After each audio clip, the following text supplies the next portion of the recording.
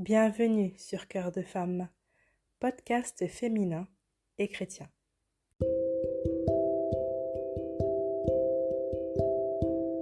Bienvenue sur Cœur de Femme.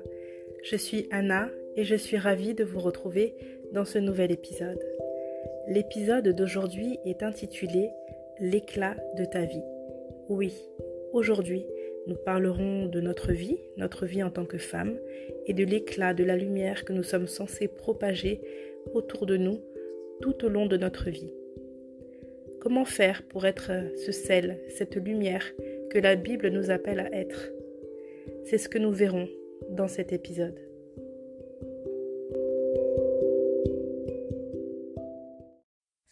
Lors de son sermon sur la montagne, le sermon des béatitudes, Jésus a déclaré à ceux qui l'écoutaient: « Vous êtes le sel de la terre. Mais si le sel perd sa saveur, avec quoi la lui rendra-t-on? Il ne sert plus qu'à être jeté dehors et piétiné par les hommes. Vous êtes la lumière du monde. Une ville située sur une montagne ne peut être cachée, et on n'allume pas non plus une lampe pour la mettre sous un seau. Mais on la met sur son support et elle éclaire tous ceux qui sont dans la maison. Que de la même manière votre lumière brille devant les hommes, afin qu'ils voient votre belle manière d'agir et qu'ainsi ils célèbrent la gloire de votre Père céleste. » Vous pourrez retrouver ce passage dans le livre de Matthieu, chapitre 5, à partir du verset 13. Jésus appelle ceux qui le suivent et qui l'écoutent à être la lumière du monde.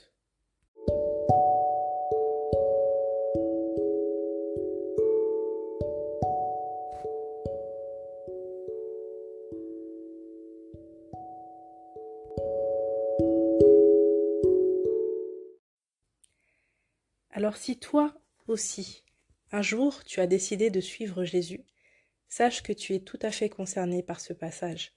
Sache que Jésus s'adressait aussi à toi lorsqu'il a appelé à être le sel de la terre et la lumière du monde. Ta vie est destinée à illuminer la vie d'autres personnes. Comme le dit très bien le passage que nous avons lu, une lumière, on ne la met pas dans un boisseau, on la met sur un meuble élevé pour qu'elle puisse éclairer tous ceux qui sont dans la pièce. Alors aujourd'hui, on peut penser à cette pièce. Cette pièce, c'est en fait le monde qui nous entoure, le monde qui est en perte de repères, le monde qui a besoin d'espoir, qui a besoin de solutions. Ce monde qui est aussi plongé dans les ténèbres depuis la chute d'Adam et Ève, et ces ténèbres qui s'accroissent jour après jour sous nos yeux. Oui, nous y sommes. Toi, moi, nous sommes dans ce monde, et nous sommes appelés à briller. À briller pour apporter une lumière, un espoir, une douceur, une parole qui vient du Seigneur. Cela peut paraître très ambitieux comme projet, et souvent on a tendance à se minimiser, naturellement, à se dire « oui, mais ce verset, il s'applique un petit peu à tout le monde en général, mais spécifiquement, moi, je n'ai rien de spécifique, je n'ai rien de spécial à offrir à ce monde, et du coup, je préfère me mettre en retrait et regarder les autres travailler, parce que je n'ai rien à offrir, je ne sais rien, je ne sais pas faire grand-chose, et du coup, je préfère me mettre justement en retrait, comme le dit ce verset, sous le boisseau. » Mais moi, je voulais te dire aujourd'hui que personne n'est censé se mettre en retrait. À chaque fois que vous voyez dans la Bible des rencontres de personnes avec le Seigneur, et notamment de femmes, à partir du moment où elles ont rencontré le Seigneur, il y a eu comme un effet déclencheur et un déclic qui s'est produit à chaque fois dans leur vie. Et ces femmes, à chaque fois qu'elles ont été donc touchées par le Seigneur, elles n'avaient qu'une hâte, qu'une envie, c'était d'aller parler de lui autour d'elles. C'est d'aller propager sa lumière, sa bonne nouvelle autour d'elles. En effet, lorsqu'on reçoit réellement la vie de Christ en nous, lorsqu'on comprend réellement ce message libérateur, ce message de Jésus qui nous libère du péché, qui nous libère de l'emprise du monde, qui nous libère de la pression de ce monde, en principe, on est censé avoir envie de le partager autour de nous. Le Seigneur dit que celui qui aura honte de lui, lui aussi aura honte de lui. Alors, je pense que nous n'avons absolument pas à avoir honte de notre Seigneur. Nous voyons autour de nous des personnes qui propagent des valeurs qui sont absolument immorales tous les jours autour de nous, que ce soit dans les réseaux sociaux, sur YouTube, dans la presse. Nous voyons des personnes qui propagent en fait des messages qui n'ont absolument rien d'édifiant et qui sont même destructeurs, et ces personnes-là le font sans complexe. Alors pourquoi nous, enfants de Dieu, nous qui avons reçu la parole de Christ, pourquoi est-ce que nous devrions nous taire en fait? Pourquoi est-ce que nous devrions rester cachés bien gentiment dans nos maisons, dans nos petits bureaux et ne rien faire pour propager la parole de Dieu? Il ne s'agit pas de devenir des prosélytes absolument insupportables, c'est pas du tout. Mais c'est simplement, dans la simplicité de nos vies, d'apprendre en fait à être une lumière dans le monde que le Seigneur place autour de nous. Ce monde que le Seigneur place autour de nous, il n'est pas forcément le même pour toi et pour moi. Moi, j'ai un monde qui m'entoure. Je peux peut-être avoir un impact sur les personnes qui sont autour de moi. Et toi, de la même manière, tu peux avoir un impact sur les personnes qui sont autour de toi. En effet, la mer est constituée de milliards et de milliards de petites gouttes. Donc si chacun fait à son niveau, à sa mesure, ce qu'il est censé faire, ce qu'il est appelé à faire, eh bien petit à petit, nous arriverons à avoir un impact dans ce monde, nous arriverons à propager la parole, nous arriverons à toucher de plus en plus de cœurs. Mais si nous laissons la charge en fait à quelques personnes seulement de propager la parole de Dieu, eh bien il va sans dire que le travail sera très très lourd sur ces personnes, parce qu'il y aura un poids qui va reposer sur leurs épaules, tout simplement parce que il n'y aura que très peu de personnes qui se seront réellement levées pour annoncer Jésus-Christ. N'est-ce pas que la parole nous dit « La moisson est grande, mais il y a peu d'ouvriers ». Nous devons donc prier le Maître afin qu'il y ait de plus en plus d'ouvriers à œuvrer dans la moisson du Seigneur. D'autant plus que nous savons que l'heure est avancée, nous savons que les jours que nous vivons font partie de ce que la Bible appelle la fin des temps. Nous voyons bien là depuis à peu près 1 an et demi, un peu plus d'1 an je dirais, le monde traverse une crise sans précédent. Et il va sans dire que nous allons quelque part. Ce monde va quelque part et il est peut-être plus proche de la fin que du début. Et c'est une raison pour laquelle nous n'avons plus de temps à perdre et nous n'avons plus de complexe à avoir en tant qu'enfants de Dieu. Il est temps de faire enfin ce que le Seigneur nous appelle à faire. Ce que moi, le Seigneur m'appelle à faire n'a pas forcément la même forme que ce que le Seigneur t'appelle à faire toi.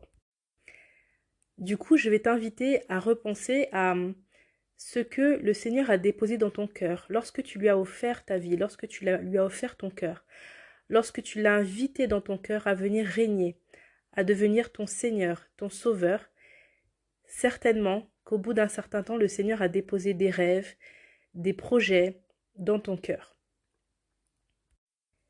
Quels sont ces rêves et ces projets que tu as mis sous le boisseau?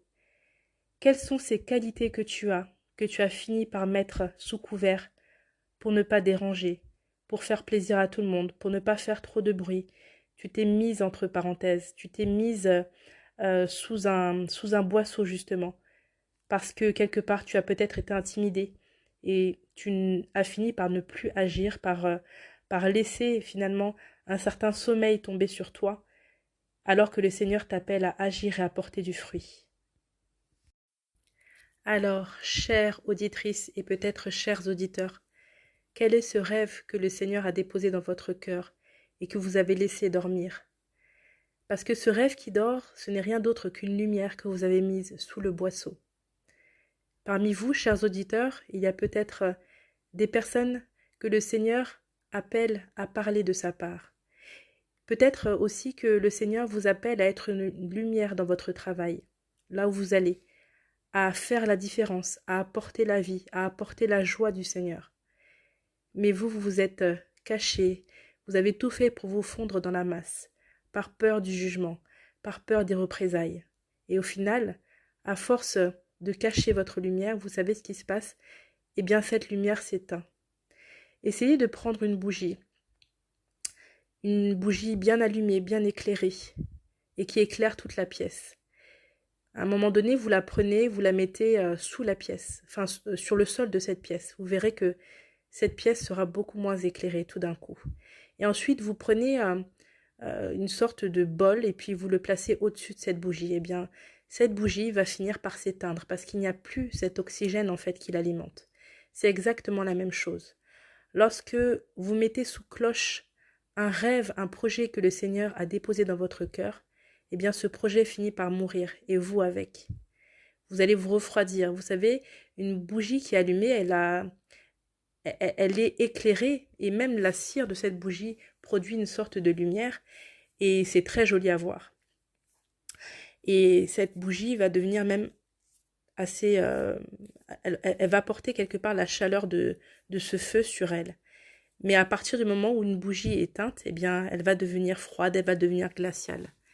Et ce n'est pas ce que le Seigneur veut pour nous. Le Seigneur veut que nous puissions rester bouillants d'amour pour lui, que nous puissions rester éclairés par son amour. Il y a un verset dans la Bible qui dit « Lorsqu'on tourne nos regards vers lui, on est rayonnant de joie. » Vous voyez, ici encore, il est question de rayonnement, il est question de lumière. Lorsqu'on a vraiment une relation intime avec le Seigneur, lorsqu'on prend ce temps quotidien d'aller à sa rencontre dans le lieu secret, de lire sa parole, d'écouter peut-être des prédications, lorsqu'on prend ce temps, c'est du temps effectivement qui est pris, mais ce n'est pas un temps qui est pris en vain parce que pendant ce temps-là, le Seigneur remplit notre cœur. Le Seigneur enlève le stress. Le Seigneur enlève peut-être les distractions. Le Seigneur enlève les pensées humaines que nous pouvons avoir, les inquiétudes. Et il nous remplit de sa grâce, il nous remplit de sa paix, il nous remplit de son amour. Et c'est cette grâce, cette paix, cet amour que nous pouvons à nouveau propager autour de nous.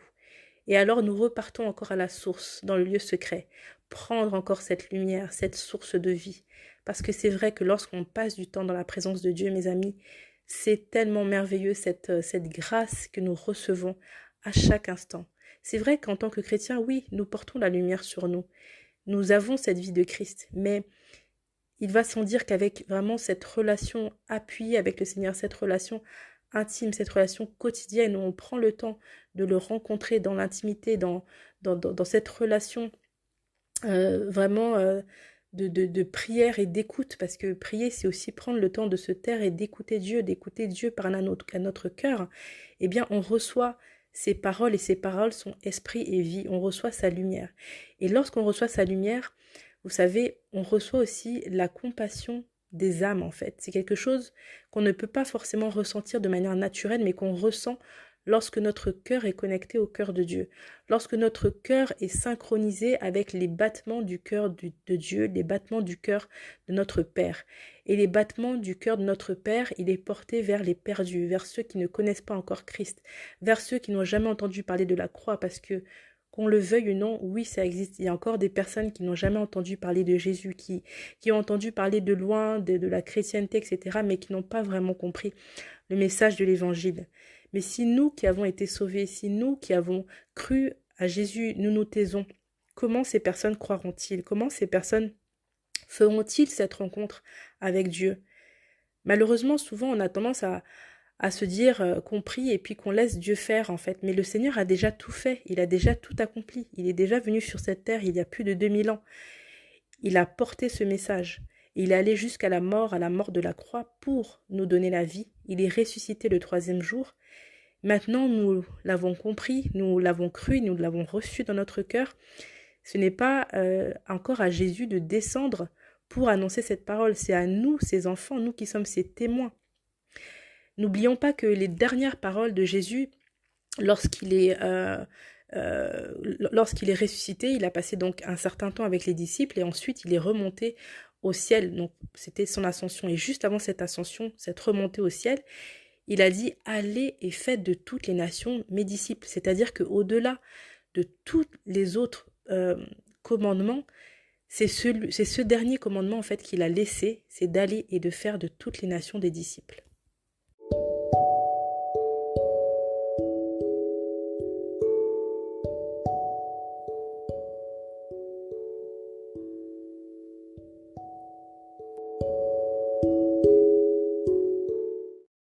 Ce projet, c'est vrai, cette parole, elle peut paraître ce projet est tellement grand en fait. Quand on dit allez et faites de toutes les nations les disciples, c'est vrai que ça peut donner le vertige, ça peut donner le tournis parce que lorsqu'on regarde le monde autour de nous, les nations, on se dit mais c'est une tâche qui est tellement grande que j'ai même pas envie de commencer parce que c'est trop lourd. Mais en fait, c'est qu'on a mal compris ce message. En fait, ce que toi tu es appelé à faire, c'est à changer le monde qui est autour de toi. Et ce que ta sœur va faire, ça sera de changer le monde autour d'elle. Et ce que moi je dois faire, c'est changer le monde autour de moi. Mais je ne change pas le monde moi-même en fait. C'est le Seigneur qui change ce monde au travers de moi, par l'obéissance. Sans obéissance, sans sacrifice, en fait, il ne se passera rien. Et moi, je suis persuadée que parmi vous qui écoutez, peut-être que le Seigneur vous appelle à faire quelque chose pour lui. Mais en fait, vous avez peur. En fait, vous retenez, vous n'osez pas, vous avez peur du jugement, vous avez peur, et je comprends très bien ce sentiment parce que je l'ai déjà éprouvé en fait. Mais dites-vous bien qu'on n'a qu'une seule vie. J'ai entendu une fois une phrase qui m'a parlé parce que j'ai trouvé assez juste. C'est pas une phrase ni un proverbe qui vient de la Bible.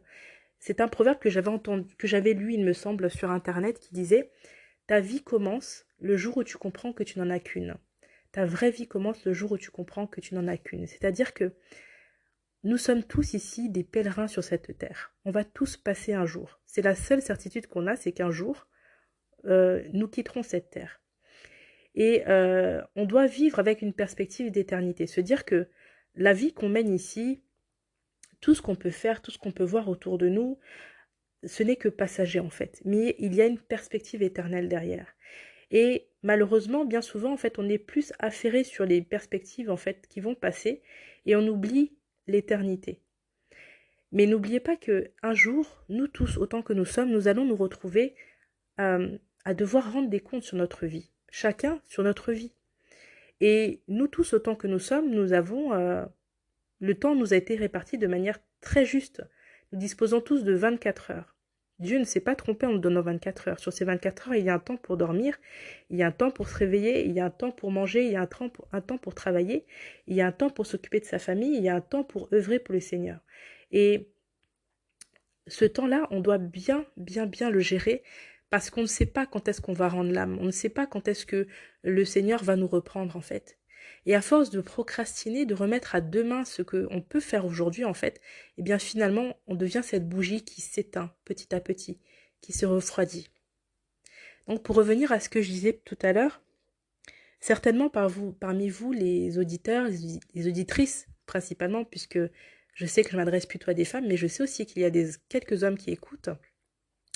Parmi vous, certainement, il y en a qui ont des rêves. Peut-être que le Seigneur vous a parlé il y a de ça 5 ans, 10 ans, quelques mois, et le Seigneur vous demande de faire quelque chose. Mais ce quelque chose-là, vous n'osez pas le faire. Peut-être que le Seigneur vous appelle à écrire un livre de conseils peut-être.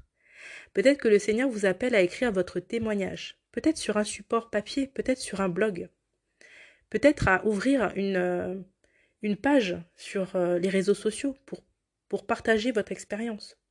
Peut-être que le Seigneur vous appelle à ouvrir une association, à faire du bien aux autres. Peut-être que le Seigneur vous appelle à aller auprès des sans-abri, des prisonniers. Peut-être que le Seigneur vous appelle à aller parler aux femmes prostituées. Peut-être que le Seigneur vous appelle plus à parler à la jeunesse. Moi, je ne sais pas quel est le terrain sur lequel le Seigneur vous a placé. Mais ça, c'est entre vous et Dieu à la limite. Mais ce que vous savez, c'est au fond de votre cœur, vous savez que vous avez un travail à faire avec le Seigneur. Et souvent, en fait, pour discerner cela, c'est quelque chose qui ne vous lâche pas. C'est-à-dire que vous faites tout pour oublier cette pensée, ce projet, ce rêve en fait que le Seigneur a déposé dans votre cœur. Vous faites tout pour passer à autre chose, pour oublier, pour vous dire ah non, c'était ma pensée, c'est moi qui ai pensé à cela.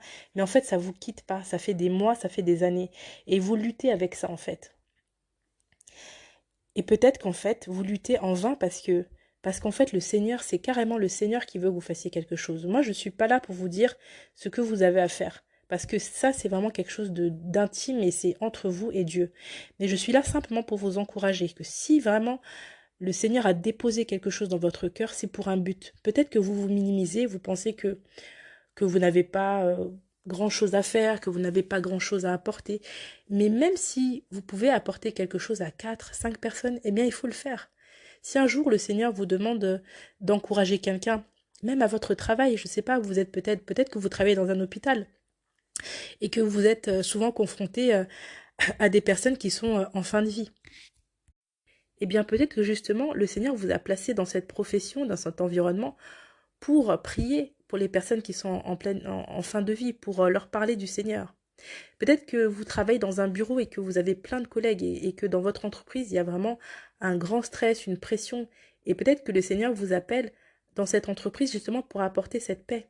Moi, je sais que personnellement, à un moment donné, dans mon entreprise, il y avait donc des moments de, comment dire, d'évolution assez intense et du coup les personnes étaient assez tendues, assez stressées et je m'apercevais que les gens venaient souvent dans mon bureau et parfois je vous cache pas que ça m'agaçait un peu parce que je me disais mais j'aurais jamais le temps de faire mon travail parce que si tout le monde défile dans mon bureau pour venir me raconter ses problèmes, moi à un moment donné je j'aurais pas le temps de faire mon travail mais avec le temps j'ai compris que sans même me rendre compte en fait je diffusais certainement une sorte de paix autour de moi une sorte de sérénité qui faisait que ça attirait les personnes à venir vers moi et les quelques paroles que je pouvais leur dire, ça leur faisait du bien. Du coup, qu'as-tu à offrir à ce monde? Tu as déjà ta personne. Tu peux offrir en fait ce que le Seigneur t'a apporté. Cette paix que le Seigneur t'a donnée, tu as appelé à la propager déjà autour de toi. Déjà dans un cercle restreint, au sein de ta propre famille. Tu es censé être une porteuse de paix en fait dans ta famille, que ce soit dans ta famille proche, dans ta famille élargie. Tu dois avoir cette saveur en fait et cette lumière en fait qui se diffuse de toi. Donc déjà ton époux, est-ce que tu es une lumière pour lui? Est-ce que lorsqu'il vient auprès de toi, est-ce que tu es cette personne qui encourage, cette personne qui rassure, cette personne qui va propager cette lumière? Auprès de tes enfants, est-ce que tes enfants savent qu'auprès de toi, ils peuvent venir prendre de bons conseils?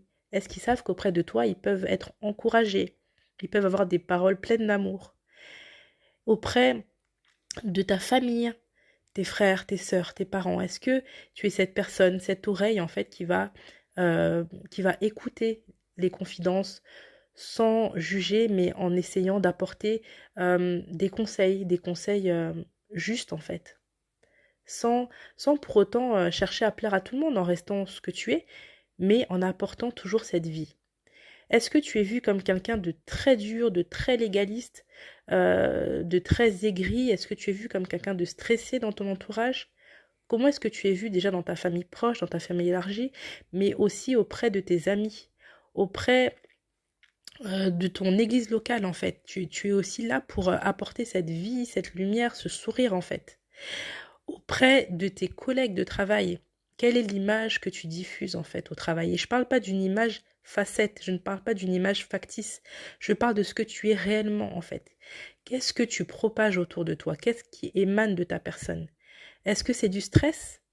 Lorsque les gens t'appellent, quand ils raccrochent, qu'est-ce qu'ils ressentent? Est-ce qu'ils se sentent mal?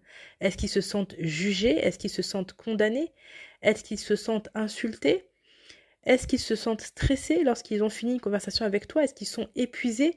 Ou est-ce qu'au contraire, ils se sentent reboostés dans leur foi, ils se sentent enrichis parce que vous leur aurez donné des informations, des conseils, des astuces?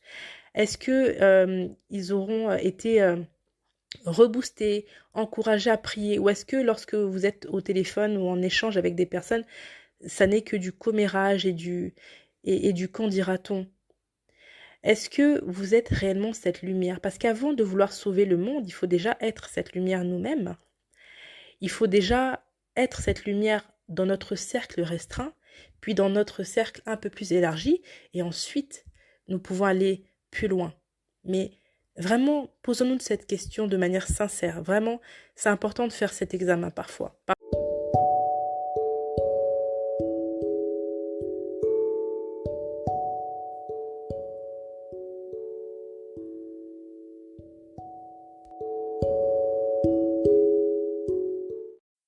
Alors, est-ce que je suis ici en train de dire que il faut qu'on soit aimé par tout le monde, il faut que qu'on fasse l'unanimité auprès de tout le monde, il faut qu'on plaise à tout le monde. Pas du tout, parce que de toute façon, je vais vous rassurer tout de suite, c'est impossible.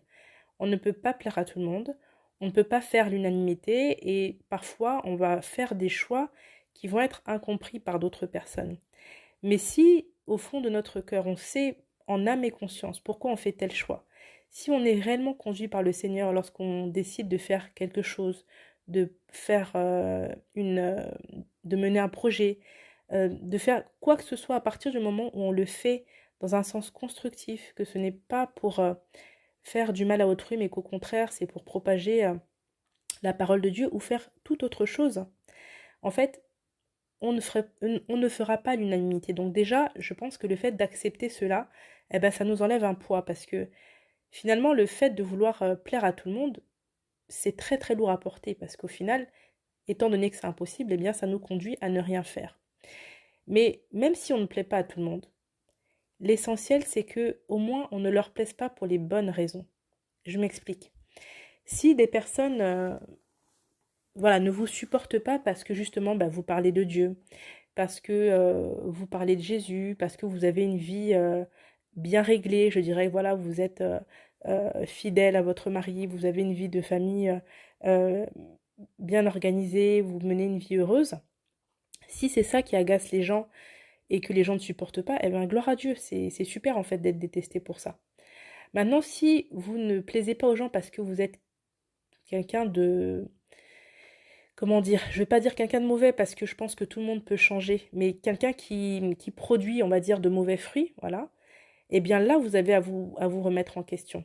Si c'est ne pas être aimé parce qu'on fait des choses qui ne plaisent pas aux autres, mais ces choses-là n'ont rien de mal, eh bien, gloire à Dieu. Par contre, si vous êtes mal aimé, si les gens ne vous apprécient pas, si vous n'êtes pas cette lumière auprès des gens, justement parce que à votre contact, en fait, bah, tout est comme ténébreux, tout est négatif, tout est lourd, en fait, finalement, et bien là, vous devez vous remettre en question parce que vous devez savoir que le message de l'évangile, c'est un message de vie et de paix, c'est un message d'espoir. À partir du moment où les gens sont en vie, c'est qu'il y a de l'espoir. Il n'y a plus d'espoir pour les morts, mais il y a de l'espoir pour les vivants. Et donc, nous devons, effectivement, le monde est fait de bonnes et de mauvaises nouvelles, c'est vrai. C'est vrai que parfois, on peut partager des informations qui sont tristes, mais il faut le faire de manière constructive, en fait, pas partager le négatif pour le négatif. Surtout aujourd'hui, avec les réseaux sociaux, parfois, moi, je me rends compte que les chrétiens, parfois, diffusent des choses, ok, c'est bien des informations, mais sans, il n'y a pas de construction derrière. C'est juste, en fait, des informations qui n'ont pas de finalité, je dirais. Mais si nous propageons des informations dans un but constructif, eh bien là, gloire à Dieu. Il y a vraiment aucun souci. Mais vraiment, faisons les choses de manière constructive. Ne faisons pas les choses comme les personnes qui partagent un peu tout et n'importe quoi sans réfléchir. Donc il faut toujours se poser la question, voilà, là je vais partager quelque chose. euh, Est-ce que c'est édifiant? Est-ce que ça peut apporter quelque chose? Est-ce que ça peut informer? Si c'est le cas, eh bien gloire à Dieu.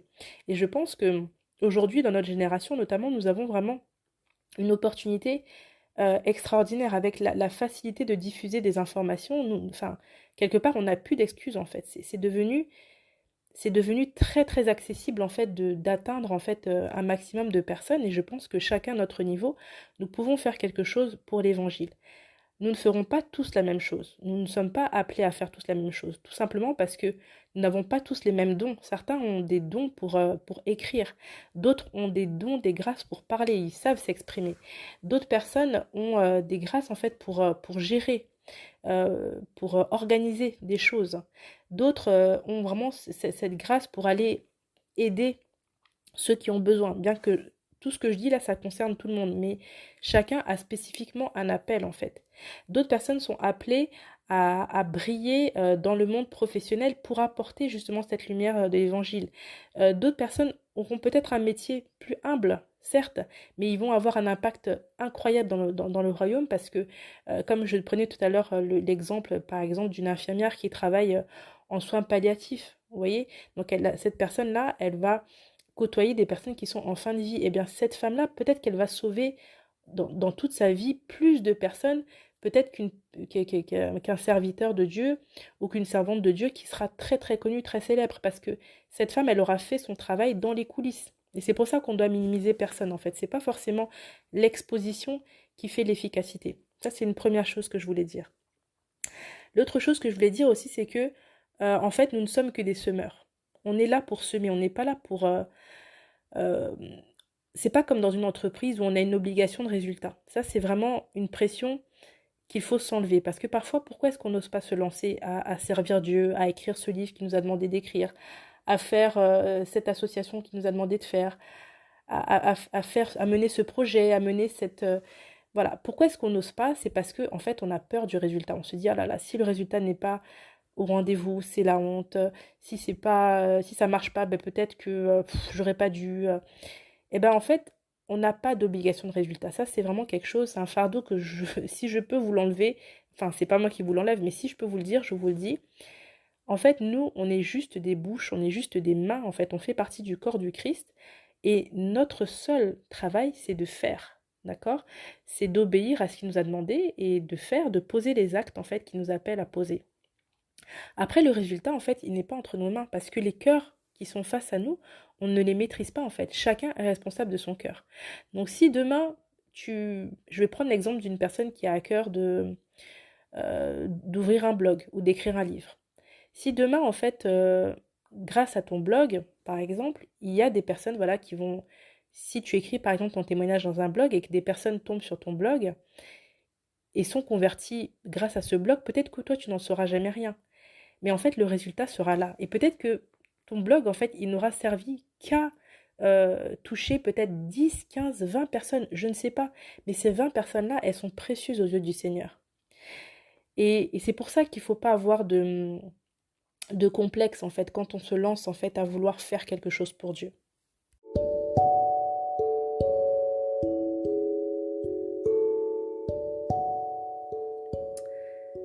Voilà, donc je voudrais juste t'encourager au travers de ce podcast à te lancer. Effectivement, j'ai dit que on n'avait pas d'obligation de résultat. On a juste la responsabilité de faire, d'ouvrir notre bouche. Mais attention, il ne faut pas le faire de manière irréfléchie, charnelle, etc. Il faut vraiment le faire au temps de Dieu. C'est-à-dire que lorsque vous sentez que c'est le moment, que le Seigneur vous presse, eh bien faites-le. Parce que peut-être que si vous attendez cette saison-là, après, ça sera trop tard en fait. Dans le sens où peut-être que ce projet, Dieu va le donner à quelqu'un d'autre. Et vous aurez plus que vos yeux pour pleurer parce qu'au fond de vous, vous saurez que vous avez loupé le coche avec le Seigneur, que vous aviez un travail à faire et que finalement, vous n'aviez rien fait, que vous ne l'avez pas mené. Je voudrais aussi vous dire que c'est vrai que nous sommes des femmes. Alors, selon l'âge que vous avez, effectivement, on n'a pas tous les mêmes obligations. Mais je vais prendre l'exemple d'une femme voilà, qui a donné sa vie à Christ depuis un certain temps, qui est mariée, qui a eu ses enfants, qui a son travail, etc. C'est très facile, en fait, de se laisser prendre dans ce train-train de vie. C'est-à-dire, effectivement, la vie de famille, elle est très épanouissante, c'est très réconfortant et on est bien dans cette vie de famille, on planifie les choses, on planifie les vacances et il n'y a rien de mal à ça. Simplement, je voulais juste vous encourager, vous dire, vous n'êtes pas qu'une maman, vous n'êtes pas que appelée à être enfermée en fait. Je dirais enfermée, c'est pas le bon mot, mais à ne rayonner que dans votre famille. Vous rayonnez dans votre famille auprès de votre époux, de vos enfants, c'est super, c'est très très bien. Mais en fait, il y a plus. Le Seigneur, en fait, il a déposé des trésors dans votre cœur. Vous êtes certainement une femme éduquée, vous avez fait des études, vous avez appris des choses au travers de votre parcours de vie. Et en fait, au travers de tout ce que vous avez appris, certainement le Seigneur veut que vous bénissiez d'autres personnes, peut-être des enfants, peut-être que vous avez à cœur les enfants, de faire des choses, des projets, peut-être écrire un livre pour enfants, créer un dessin animé, je veux dire, tout est possible en fait.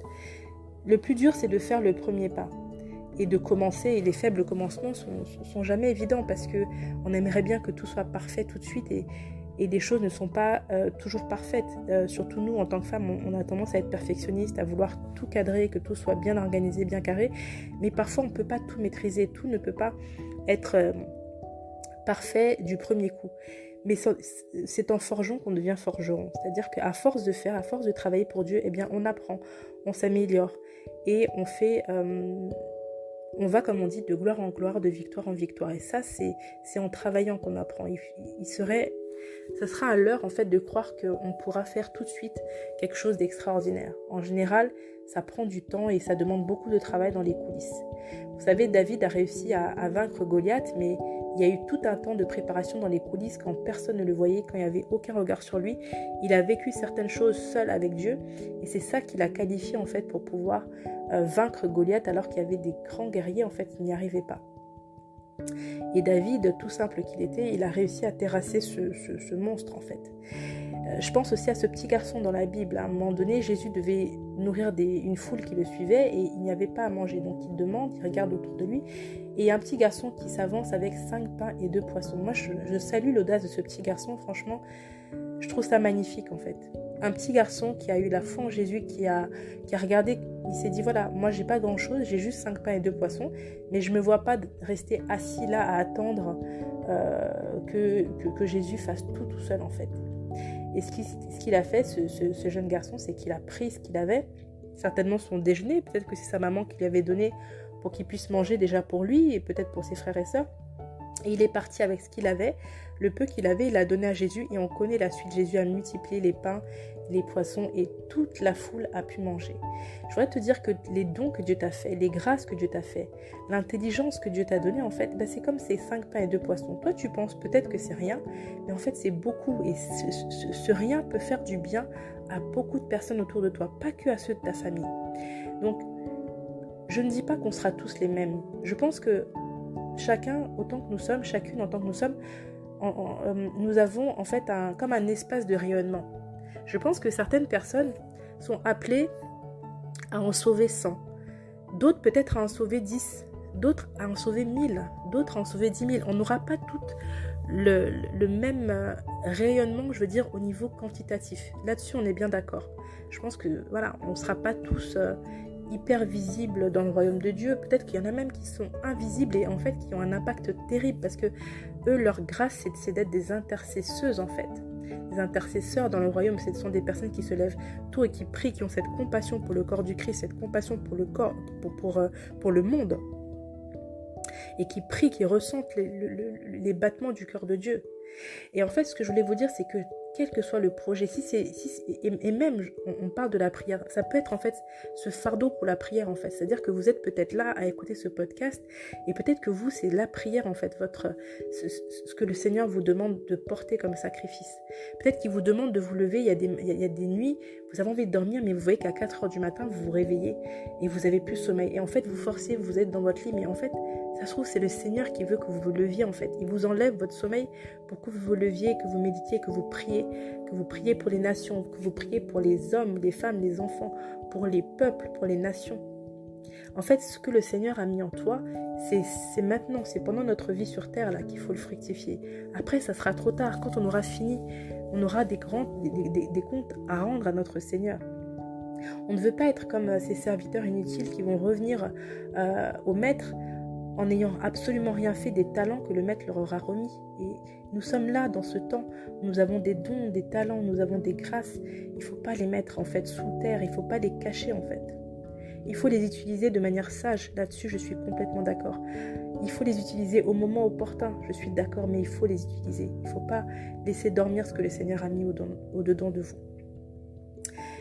Donc voilà, notre vie a de l'éclat. Tu es appelé à porter de l'éclat, à porter de la lumière. C'est pas ta lumière que tu apportes, c'est pas ta propre personne que tu apportes, mais c'est la lumière de Christ.